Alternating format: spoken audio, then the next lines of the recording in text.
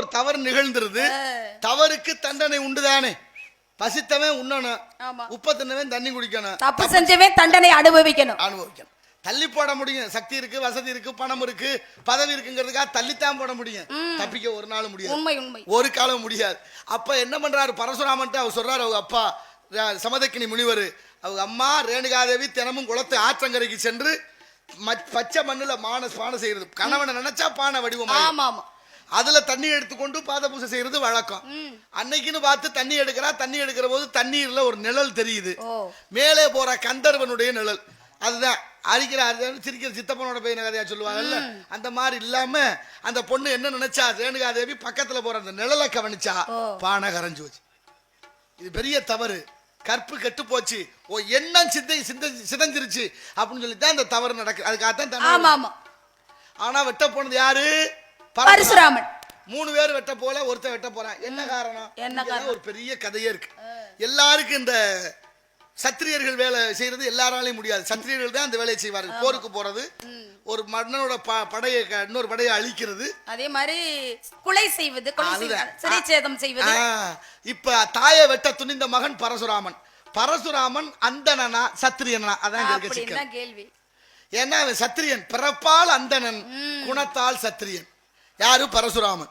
அதே மாதிரி திருசங்குவுக்கு பிறந்தானே ஒரு பிள்ளை, விஸ்வாமித்திர மகரிஷி, அந்த வாரிசிலே அந்த விஸ்வாமித்திரன் பிறப்பால் சத்திரியன், ஆனால் வளர்ந்த விதம் வந்து குணத்தால் அந்தணன். இந்த கதை எங்க தொடங்குதுன்னா, ரிஷியசிருங்கர்னு ஒரு முனிவர், சத்தியவதின்னு ஒரு மனைவி, திருசங்கு மன்னனும் அவருடைய மனைவியாரும் கல்யாணம் பண்ணி கொடுக்குறாங்க.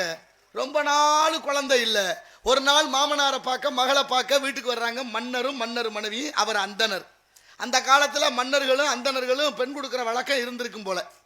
இப்ப வந்தாரு, மகளை பார்க்கிறா சத்தியவதிய, மகளே உன்னை தவிர எனக்கு வேற பிள்ளை இல்லை, உனக்கும் ஒரு குழந்தையும் இல்லை, 2 பேரும் பிள்ளை இல்லாம அடுத்து ஒன்னே கட்டி கொடுத்தாச்சு, நானும் வெறுமனையே அரண்மனையில இருக்கேன்.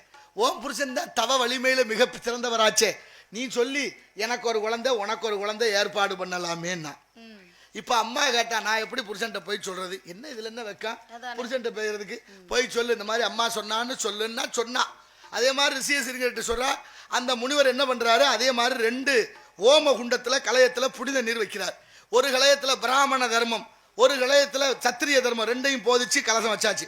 மகளே பெண்ணே, உங்க அம்மா ஊருக்கு போயிட்டு நாளைக்கு 48வது நாள்னா இன்னைக்கு வர சொல்லு, 48 நாள் அது ஒரு மண்டலம் இருக்கணும். அந்த மந்திரம் சாபனம் செஞ்சாச்சு, முடிஞ்சிச்சு. இப்ப நாளைக்கு 48வது நாள்னா 47வது நாள் இங்க வந்தாச்சு. மாமனும் மாமியாலும் வந்தா, இவளுக்கு இரவுல தூக்கம் வரல. நம்ம ஏற்கனவே சொல்லியிருந்தோம், மாப்பிள்ள 2 கலசத்துல புனித நீர் வச்சிருக்காங்க. நம்ம எப்படி அதை பார்த்துட்டு வந்தாலும் இரவு நேரம் அந்த யாகசாலை பக்கமா போறான். 2 கலயத்துல புனித நீர் இருக்கு. இவளுக்கு தெரியாது எது பிராமண தர்மம், எது சத்திரிய தர்மம். ஆனா சொல்லியாச்சு, இது மகளுக்கு, இது தாயா இருக்குன்னு. இவ பார்த்தா, என்னதான் இருந்தாலும் பொண்டாட்டிக்குன்னா கொஞ்சம் கூட மந்திரம் அப்படின்னு என்ன நினைச்சுக்கிட்டு மகளுக்கு வச்சிருந்த எடுத்து குடிச்சிட்டு மாத்தி வச்சுட்டு வந்துட்டான். பொழுது விடிஞ்சது, அவளும் போனா, அவள் எடுத்து குடிச்சிட்டு வந்துட்டா, அவளுக்கும் தெரியல. இவங்க குடிச்சிட்டு ஊருக்கு போயாச்சு. இப்ப சொன்னாரு முனிவர், மகளை பெண்ணே, உங்க அம்மா உனக்கு துரோகம் பண்ணிட்டான். எங்க அம்மா எனக்கு துரோகம் பண்ணாளா? ஆமா பண்ணிட்டா. என்ன நடந்துச்சு? ஒரு கலசத்துல பிராமண தர்மத்தை போதிச்சிருந்தேன், ஒரு கலசத்துல சத்திரிய தர்மத்தை போதிச்சிருந்தேன். உங்க அம்மா பிராமண தர்மத்தை போதிச்சிருந்த உனக்கு வச்சிருந்த புனித நீரை அவ குடிச்சிட்டா. ஆனா நீ அவளுக்கு வச்சிருந்த சத்திரிய தர்மம் போதிச்ச நீரை நீ குடிச்சிட்டா. இப்ப என்ன ஆக போகுது? உங்க அம்மா வயிற்றுல பிராமணம் பிறப்பேன், உன் வயிற்றுல சத்திரியம் பிறப்பேன். துடிச்சு போனா, என் வயிற்றுல சத்திரியம் பிறக்கிறதா? ஒரு பிராமணர் மனைவியை கணவனை கல்யாணம் பண்ண என் வயிற்றுல சத்திரியனா? முடியவே முடியாது, செத்தே போவேன்னா. அப்பதான் முனிவர் சொன்னாரு, நீ கவலைப்படாத, ஓன் தவ வலிமையால அந்த தர்மத்தை ஒரு பிறப்பு தள்ளி வைக்கிறேன். தள்ளி வச்சாரு. ஒரு முதல் பிறவில அந்த சமதக்கினி முனிவர் பிறக்கிறாரு, அவருக்கு பிறக்கிறாரு. அடுத்து தள்ளி வச்சதுனாலதான் பரசுராமன் பிறக்கிறார். எப்படி பாருங்க, இந்த வெற்ற குணம் எங்க இருந்து வருது பத்தியா?